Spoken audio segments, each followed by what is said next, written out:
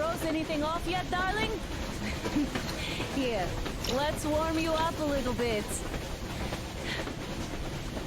So, what do you think our chances of getting to Yamantau alive? Metro Exodus is the latest game from an Ukrainian studio 4A Games.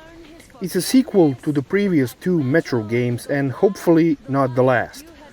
Is this game worth your time or should you avoid this like the plague?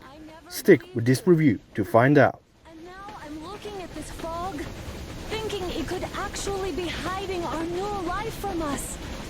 By the way, we should be approaching the bridge soon. Metro Exodus is a first-person shooter set in Russia. The nuclear war happened and everything is dead and radiated. But there are survivors in the Metro substation. That's the basic premise. But you won't be in dark Metro stations this time around. You play as Artyom and you are on a mission to find a suitable place for life outside the Metro and Moscow. This will take you on a journey aboard a train named Aurora, all across the vast Russia. You'll see all the different weather seasons, summer, winter, autumn and fall. On your journey, you're accompanied by your wife, her father and a merry band of soldiers from the Metro. I'm going to stop with the story aspect, and I was being intentionally vague because the story is incredible and emotional, and you really should experience it for yourself. The voice acting is good and the dialogue delivery is fine for the most part, but the dialogue can sometimes seem a bit out of place and kind of sped up. But it's mostly solid and consistent throughout the game. In sickness and in In health. sickness and in health. To love and to cherish. Gameplay is another thing in which this game excels. It keeps you hooked and immersed. This is a first-person shooter game with a focus on survival. Russia is a dangerous place after the nuclear war, meaning you'll have to deal with bandits, mutants, radiation, terrible weather, etc. The shooting is very meaty and satisfying. Every bullet feels like it has an impact, especially if it's a well-placed headshot. And boy, does this game have some cool guns.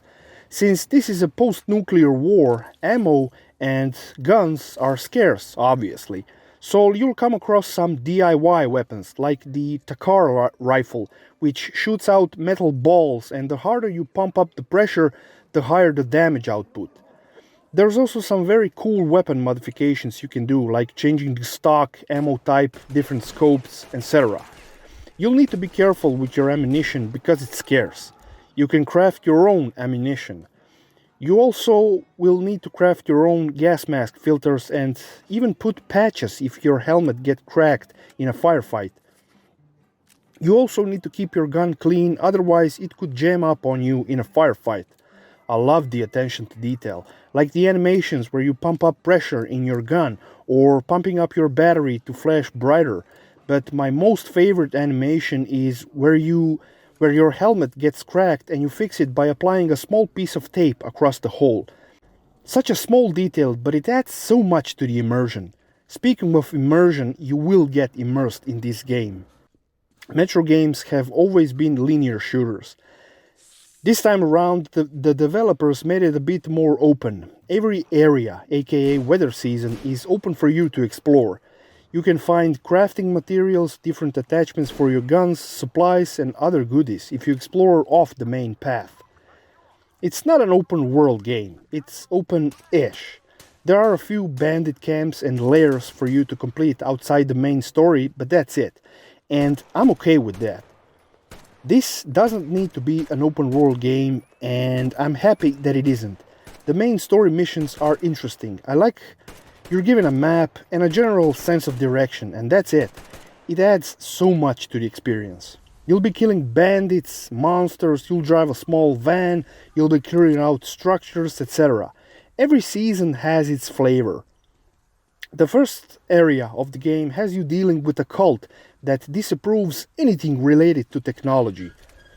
Other area, you'll come across a cannibal faction. In the forest section, you'll come across some woodland people who call themselves Children of the Forest. Every group is interesting to deal with. There's also stealth in this game, and it works like it used to work in the previous games. It's functional, but no more than that. But it plays a much bigger role than you think.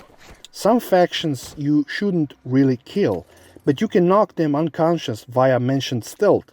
You can always kill them, but doing it stealthily saves your precious ammunition, and your actions have certain ramifications that can either get you the good or the bad ending.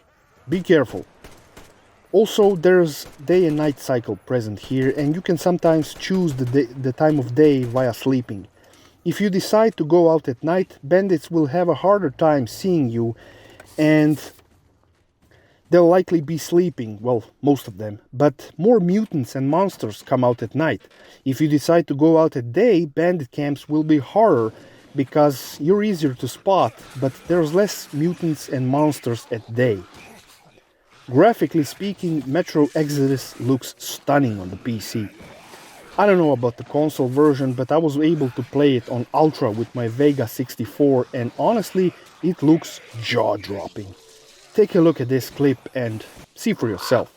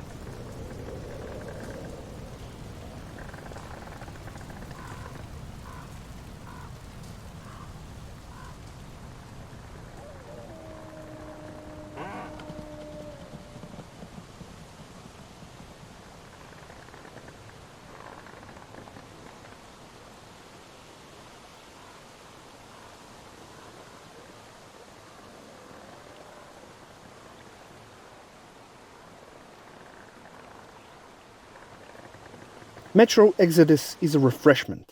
It doesn't have a huge open world, tons of meaningless side activities, and a map littered with all kinds of shit. And that's exactly why it's so good. Instead, Metro Exodus tells an emotional and brilliantly written story, and delivers on the gameplay front with well thought out mechanics, good enemy variety, and attention to detail. On top of all that, it looks insane on the PC. If you consider yourself a first-person shooter fan, then you really owe it to yourself to play this game. If I had to give a score to this game, I'd give it 9.7 out of 10.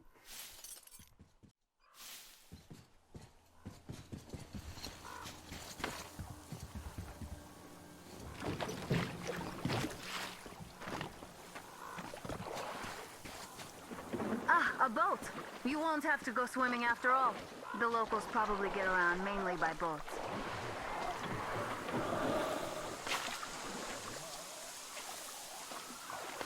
Artyom, I'm at the top.